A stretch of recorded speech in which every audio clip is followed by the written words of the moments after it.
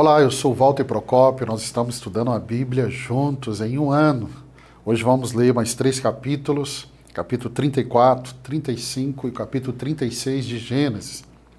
Capítulo 34, a minha Bíblia, o título é O Conflito entre os Filhos de Jacó e os Siquemitas.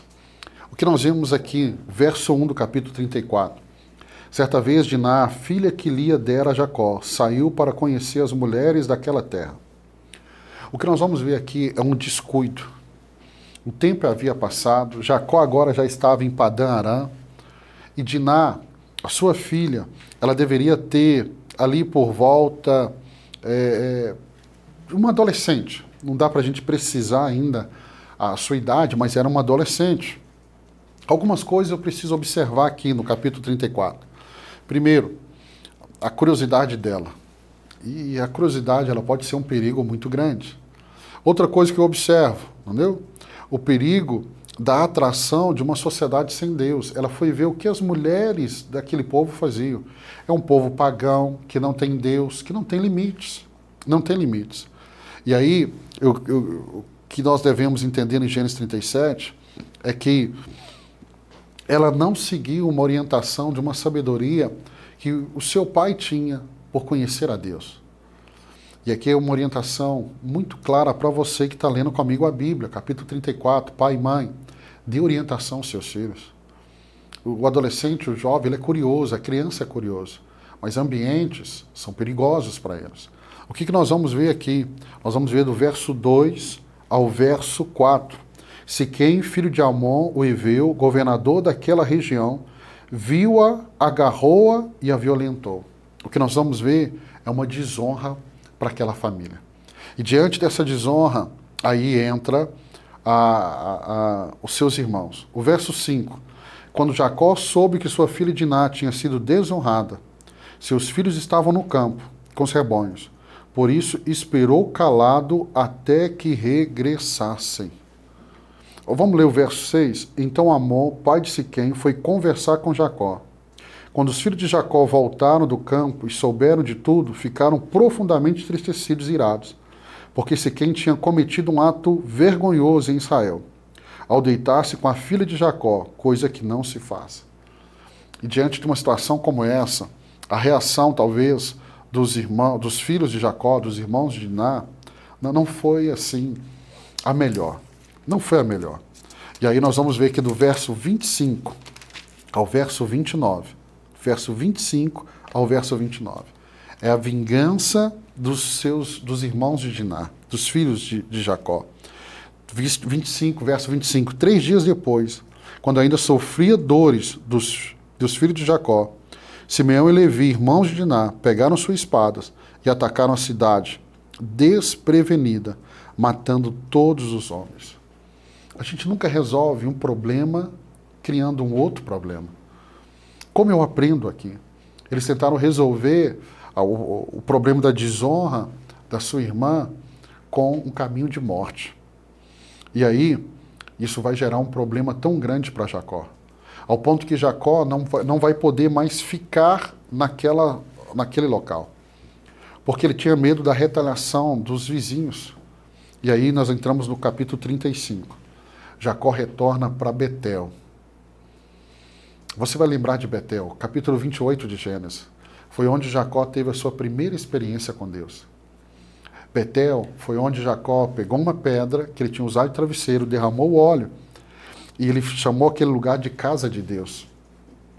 Será que eu e você não precisamos voltar para aquele lugar de experiência com Deus? Quando eu leio o capítulo 35, o que vem ao meu coração?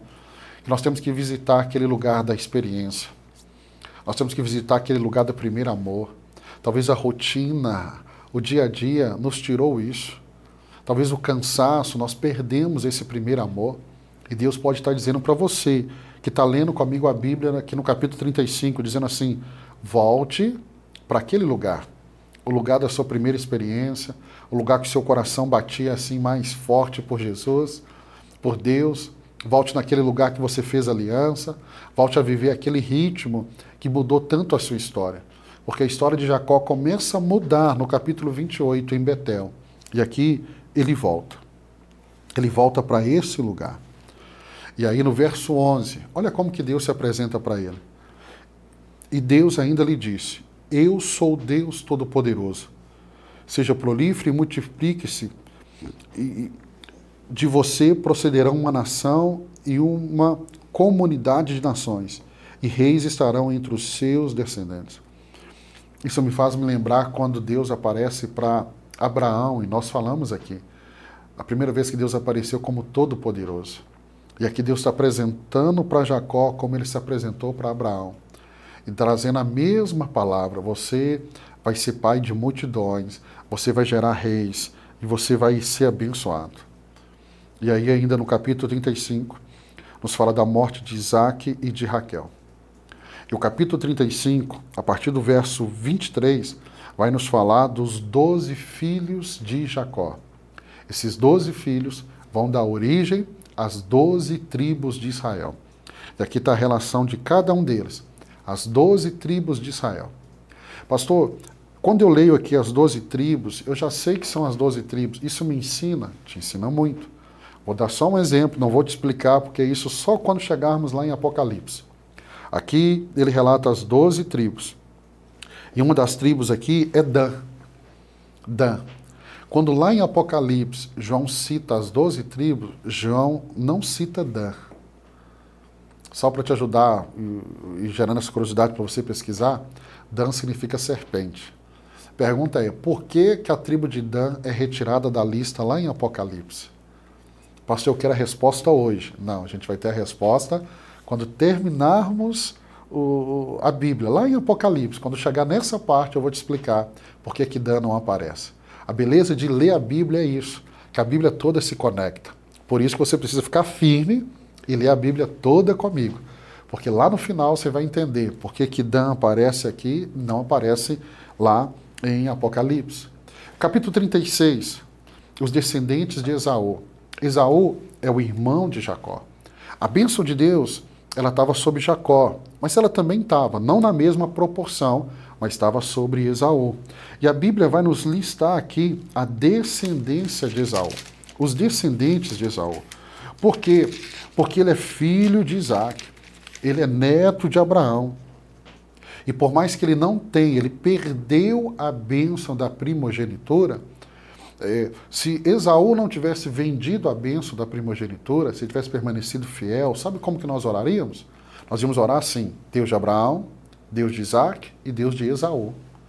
Mas como ele negligenciou, como a Bíblia diz, como ele foi imoral, nós oramos Deus de Abraão, Deus de Isaac, Deus de Jacó. Eu quero terminar te ensinando algo. O seu lugar, talvez você não esteja valorizando, como Esaú não valorizou. Mas sabe que tem muita gente que gostaria de estar no lugar que você está, ter a vida que você tem. Seja grato pelo que você tem. Esaú, ele desprezou a bênção da primogenitura. E nós poderíamos orar, Deus de Abraão, de Isaac e de Esaú. Mas ao invés disso, nós oramos, Deus de Abraão, Deus de Isaac e Deus de Jacó.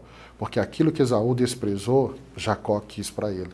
Então valorize o que você tem, seja grato e honre a Deus pelo aquilo que você tem. Aqui nós temos todos os descendentes. E isso aqui é importante por quê? Porque de Esaú também saíram reis e grandes nações. Não porque Esaú merecia, mas por causa da bênção do seu avô que repousava sobre ele. Você já parou para pensar nisso, pai e mãe? Você que está lendo a Bíblia comigo? A sua fidelidade a Deus vai trazer bênção sobre a vida dos seus filhos, dos seus netos, dos seus bisnetos. A bênção de Deus, a Bíblia diz em Deuteronômio que ela alcança até 1000 gerações. Então eu quero que você, ao ler o capítulo 36, mesmo Esaú não merecendo ser abençoado, a geração dele colheu daquilo que o avô dele semeou. Seja fiel, caminhe com fidelidade. A sua fidelidade não toca só a sua vida, vai tocar os seus filhos, seus netos e os seus bisnetos. Quero te abençoar e se amanhã Deus permitir, nós estaremos aqui para estudar mais 3 capítulos da Bíblia juntos. Desafio de ler a Bíblia em 1 ano. Vamos juntos e você pode convidar. Pastor, mas o ano já começou, não tem problema. A pessoa pode começar hoje. Então, se está sendo bênção para você, convide mais pessoas para participar desse desafio. Deus te abençoe. Eu te encontro amanhã aqui para estudarmos mais 3 capítulos da Bíblia.